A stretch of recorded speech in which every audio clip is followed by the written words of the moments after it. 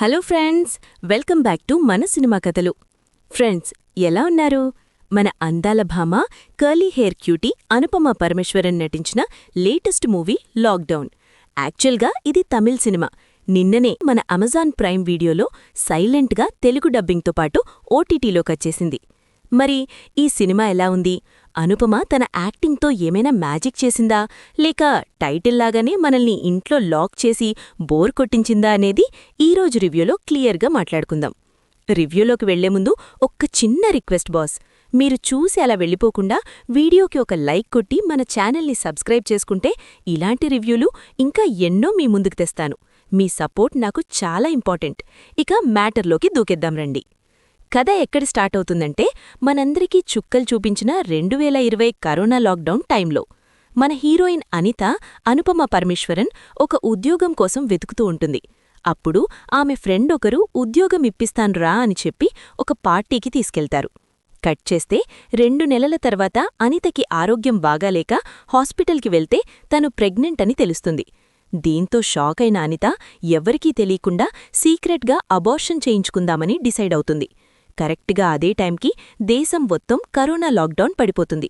మరి ఆ లాక్డౌన్లో ఇరుక్కుపోయిన అనిత ఆ ప్రాబ్లం నుంచి ఎలా బయటపడింది, అసలు ఆ పార్టీలో ఏం జరిగింది అనేది మీరు అమెజాన్ ప్రైమ్లో చూసి తెలుసుకోవాలి. సినిమాకి ఒకే ఒక్క plus point, the one and only Anupama Parameswaran. అసలు తన చేతుల్లో లేని ఒక దారుణమైన సిచ్యువేషన్లో ఇరుక్కుపోయిన అమ్మాయిగా, ఎవరి సాయం లేని ఒక దీనమైన క్యారెక్టర్లో అనుపమ యాక్టింగ్ ఇరగదీసింది బాస్. సినిమా మొత్తం తన భుజాల మీదే మోసింది. తన పర్ఫార్మెన్స్ చూస్తే నిజంగా పాపం అనిపిస్తుంది. ఇక నెగటివ్స్ విషయానికొస్తే లిస్ట్ కొంచెం పెద్దగానే ఉంది ఫ్రెండ్స్. ఇలాంటి థ్రిల్లర్ లేదా డ్రామా సినిమాలకి మెయిన్ ప్రాణం స్క్రీన్ ప్లే. కానీ ఈ సినిమాలో అదే వీకైపోయింది. సినిమా స్టార్ట్ అయిన 10 నిమిషాలకి మనకర్థమైపోతుంది, ఓహో నెక్స్ట్ ఇది జరగబోతుందా అని. అంత ప్రిడిక్టబుల్గా ఉంటుంది కథ. పోనీ నెరేషన్ ఏమైనా స్పీడ్గా ఉందా అంటే అదీ లేదు. సినిమా రన్ టైం 2 గంటల్లోపే ఉన్నా కూడా మనకి చాలాసేపు చూస్తున్న ఫీలింగ్ వస్తుంది.